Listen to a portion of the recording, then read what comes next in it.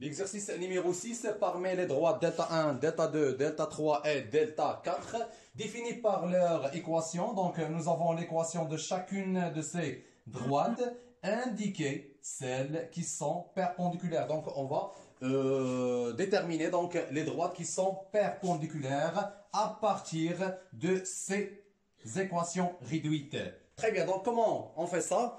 Donc, pour dire que deux droites sont perpendiculaires, donc la propriété dite, pour dire que deux droites sont perpendiculaires, donc la pente M1 multipliée par la pente de deuxième droite, elle doit être égale à moins 1. Ce que je vais faire donc pour la première étape, donc je vais indiquer les pentes de ces droites. Très bien, donc pour la droite, donc soit M1, donc pour la droite M1, donc on va nommer le coefficient directeur de cette droite M1, soit M1, la pente de la droite, de quelle droite? Donc de droite delta 1. Qu'est-ce que nous avons là? Donc la pente de la droite delta 1 égale à 5 sur 3. Alors M1 égale à 5 sur 3. Donc, deuxième droite. Soit M2, donc je vais la nommer M2, donc soit M2, la pente de la droite, delta 2. Donc, la valeur de M2, la valeur de la pente, donc c'est moins 3 sur 5. M2 égale à moins 3 sur 5. Donc, troisième pente, soit M3, la pente de delta 3. Donc, la pente de delta 3, donc c'est bien clair là, donc c'est moins 5 sur 3. C'est M3 égale à moins 5 sur 3. Mais pour la droite delta 3, donc nous avons un tout petit problème, soit M4, la pente de la droite, delta 4. Donc, est-ce qu'on a la pente? Donc, on n'a pas la pente. Donc, la première chose à faire, c'est de réécrire l'équation réduite sous la forme de y égale à une expression en fonction de x. Très bien. Donc, on a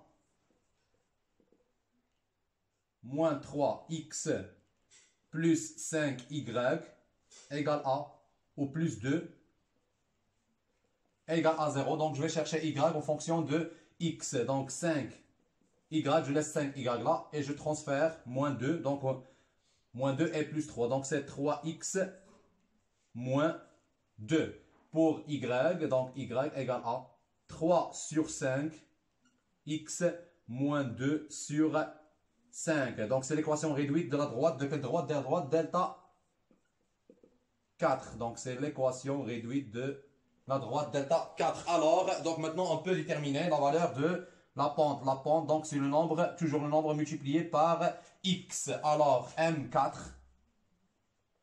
égale à 3 sur 5.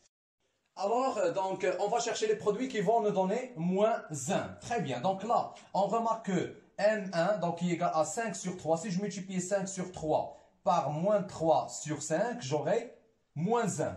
Très bien. Alors, donc qu'est-ce qu'on dit? On a. Donc maintenant, on va commencer la détermination des droites qui sont perpendiculaires. On a quoi? Donc, on a M1 multiplié par M2, Qu'est-ce qu'on remarque là? Donc, c'est égal à 5 sur 3 multiplié par moins 3 sur 5. Très bien, donc 5 et 5. En simplifiant donc ces deux, ou ce produit, donc on aura moins 1. Donc, 1 fois moins 1, donc c'est moins 1. Alors, M1 fois M2 égale à moins 1. Donc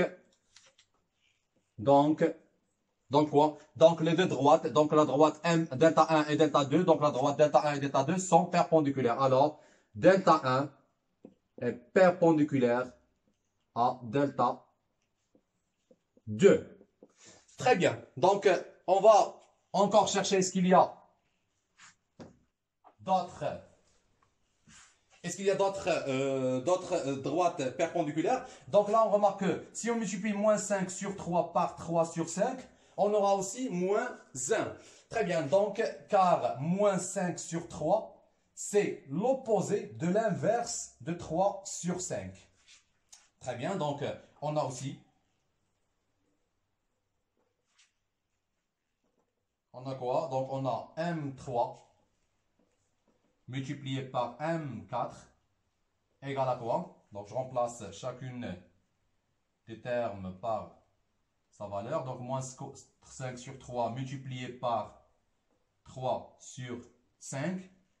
Ça égale à quoi? Donc, 5 et 5, 3 et 3. Donc, le reste est moins 1 multiplié par 1. Donc, c'est moins 1. Alors, M3 multiplié par M4 égale à moins 1. C'est-à-dire que les droites, donc, les droites delta 3 et delta 4, delta 3,